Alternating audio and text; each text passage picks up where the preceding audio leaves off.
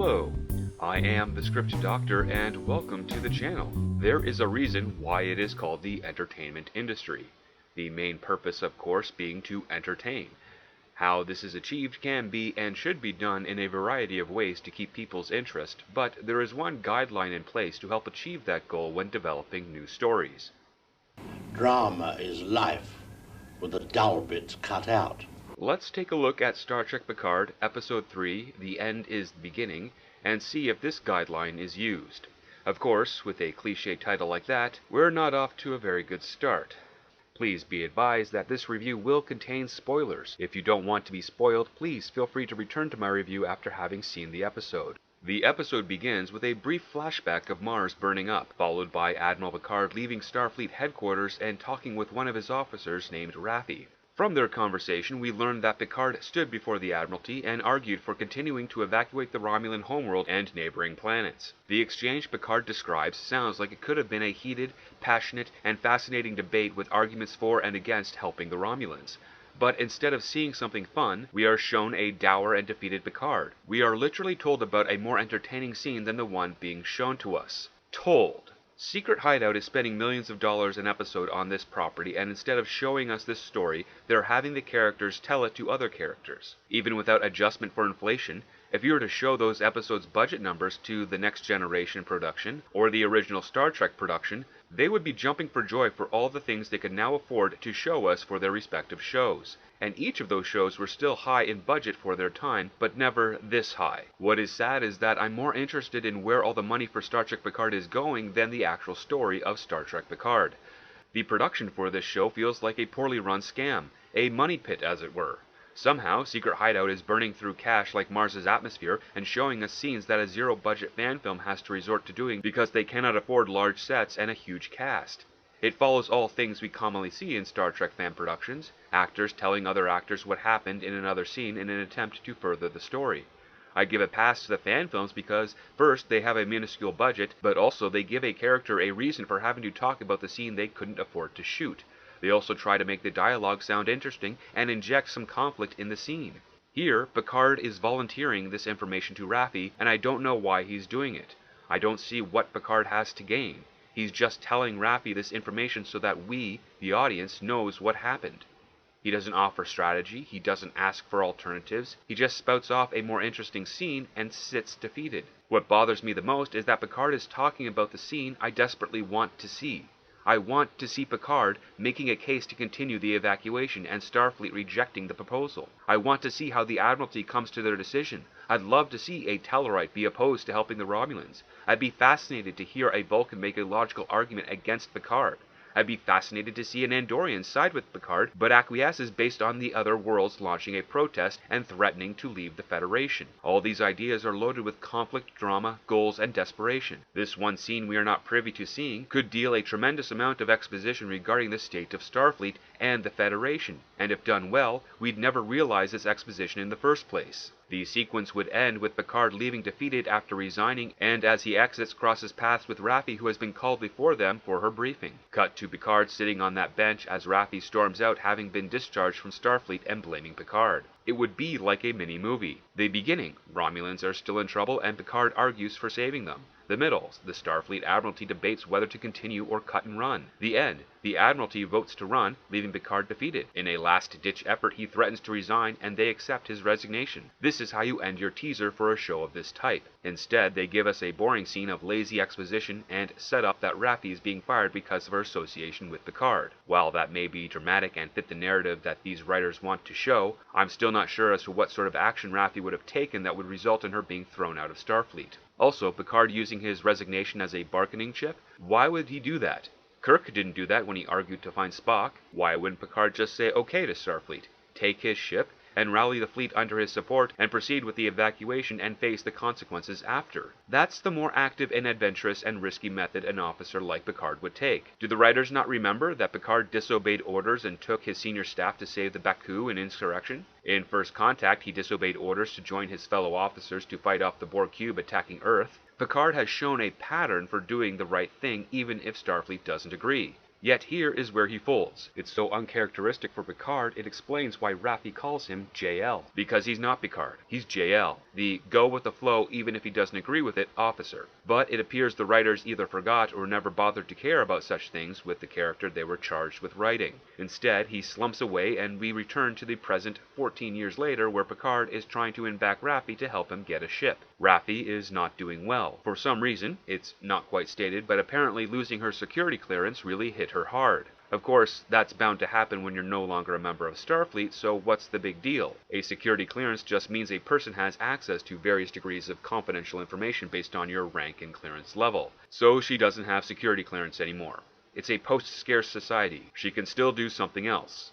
But instead of looking for other opportunities, she just sets up a trailer at Vasquez Rocks and wastes her days vaping some plant-based narcotic and being all bitter. It doesn't make much sense, especially when, as Picard is apologizing for his neglect of her, she argues that she has concrete evidence that a high-ranking Starfleet official conspired to allow the synthetics attack on Mars. That's right, concrete evidence that she has sat on for 14 years, not once forwarding it to the proper authorities or the allies in Starfleet, not leaking it to the Federation News Network that we were introduced to in Episode 1. Nope, just sitting on it and brooding away, letting this corruption grow within Starfleet. Having evidence of corruption within Starfleet, Raffi could have saved the Federation, been reinstated, and get Picard reinstated as well. But no, like Picard, she too gave up. She didn't fight for what was right and just went away, and instead of taking responsibility for her actions, she does nothing for the next 14 years. She just dwells on how terrible her life has become because of Picard. Such a great and influential character these writers have presented to us. I can only imagine how many young, impressionable women would watch this show and think to themselves, Raffi, she's the one I want to grow up and be like. She's not going to be an inspirational character like Tasha Yar, who escaped from a violent colony to become the chief of security aboard the Federation flagship. Nope, she's the woman that caved and sulked for over a decade because Starfleet fired her for reasons. And then I hear some of the dumbest dialogue I have heard in a long time. What do you think happens when there's a cover-up? They conceal it. What the f*** is that? No Sherlock, to cover up and conceal is the same damn thing. You sound like a moron. Shouldn't that line be, what do you think happens when there's subterfuge? They conceal it? Because that line makes a whole lot more sense than the crap that came out of her mouth. And I would not be surprised if this was an edit, because she's not on camera when she says the line, they conceal it. Which means it was either a different line from another take, or ADR, which is additional dialogue recording that Michelle Hurd did, and some moron thought it would go well with that question. But it didn't. And I wouldn't be surprised if Michelle Hurd saw that, rolled her eyes, and thought to herself, what the hell is going on with these guys? They just made my character look like a moron. Is that what Raffi is supposed to be? An ignorant, drug-addicted conspiracy freak? Michelle Hurd, if you're listening to this, you deserve better. You deserve a better defined character. You deserve writers who can remember the sentences they wrote for more than half a second. You deserve to work on a show with a script supervisor that can point out idiotic lines like this and rally the crew to fix it. The scene ends with Raffi kicking Picard to the curb, but not before telling him that she's got a pilot for him that'll be in touch. From there, Dr. Girardi is eating a sandwich overlooking the Daystrom Institute, and a creepy Vulcan wearing sunglasses appears behind her. Why is a Vulcan wearing sunglasses? They have a set of inner eyelids. Wearing sunglasses for them would be redundant and illogical. I wish there was more I could say about this scene, but it's not really a scene. In fact, the next set of moments are just bits of smaller scenes. The show is trying to dangle a carrot in front of us, but they forgot to put not only a fresh one, but a whole carrot on the end of the stick. We get a bit at the Borg Cube, where Soji is going to interview a reclaimed Romulan Borg named Ramda. Wow, Ramda the Romulan. What a clever name.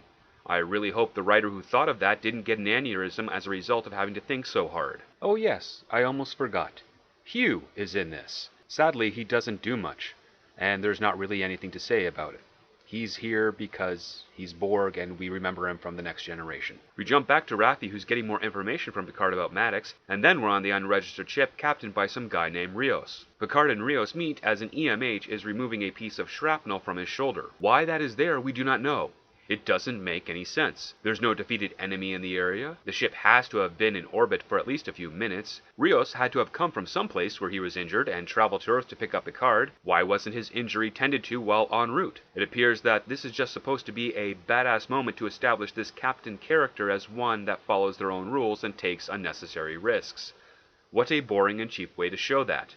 Again, another reason to ask, where is the money for this show going? Rios questions Picard about his actions, to which Picard replies that he's not accustomed to consulting lawyers before he does what needs to be done, which begs the question, where the hell was that mentality 14 years ago when you were trying to maintain the evacuation of Romulus, JP? This character contradicts his own behavior within 20 minutes of the very same episode. There needs to be consistency with characters, so there's a foundation to build off of and allow them to grow and overcome a flaw and change. If their consistent behavior leads them to a mistake, they should learn from that mistake. It doesn't conflict with a character being consistent, it's showing growth and allowing the audience to get to know them better.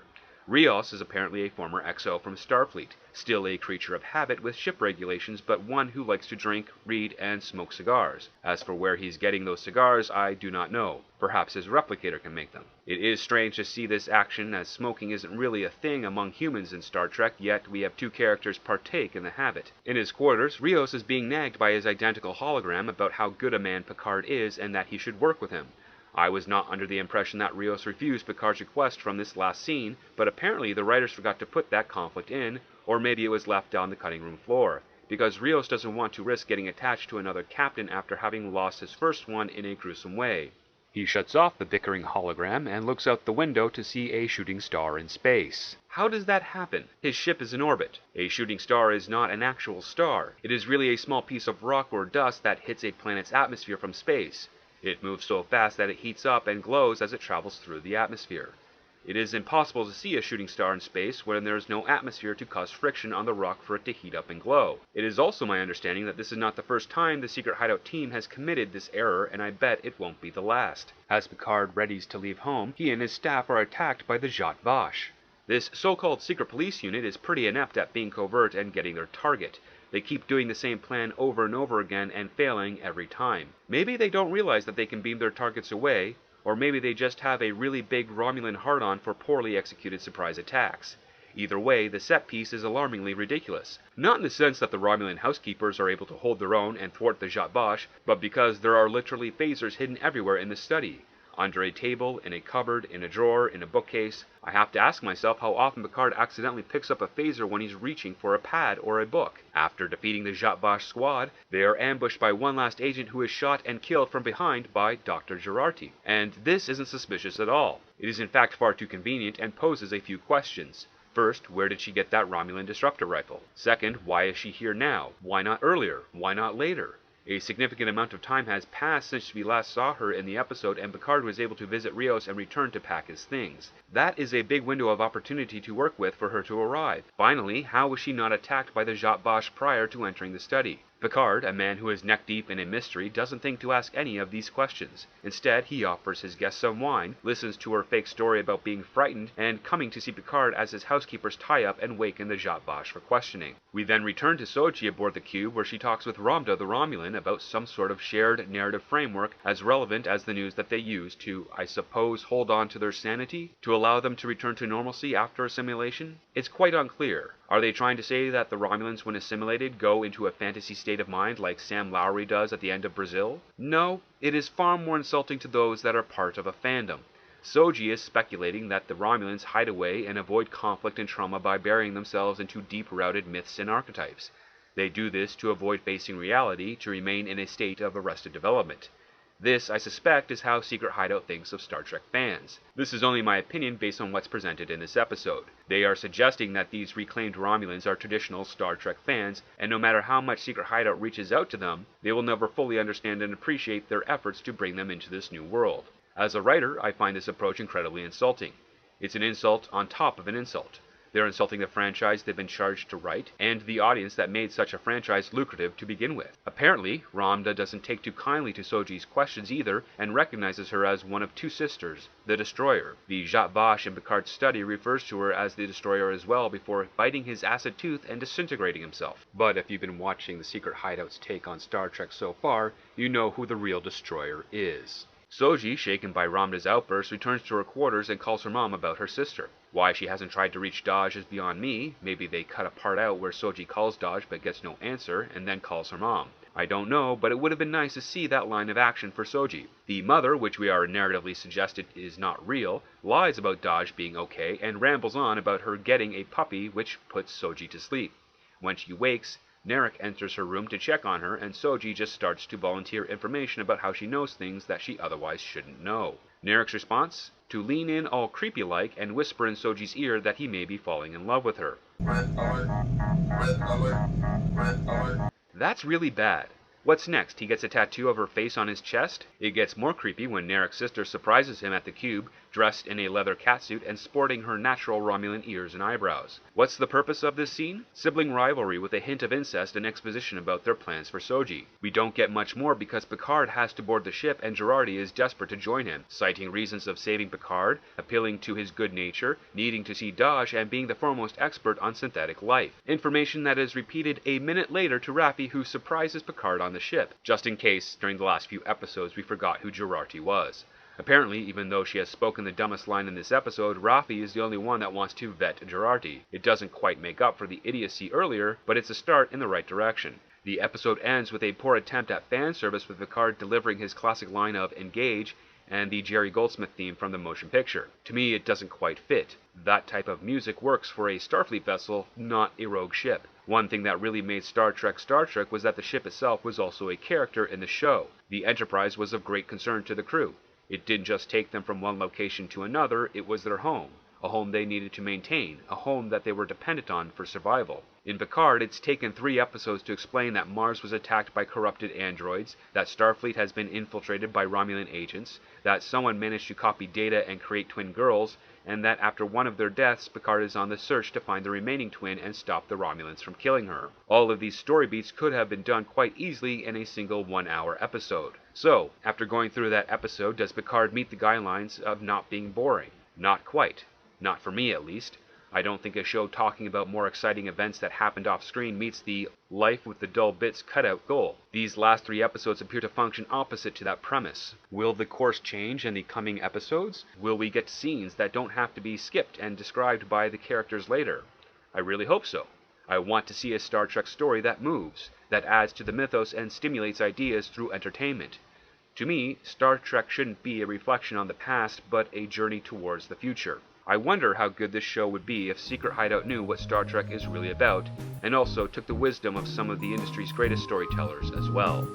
If you enjoyed this video, please like, share, and subscribe. If you have anything to add to this episode, please leave a comment below. Thank you for watching, and never forget, it all starts with the script.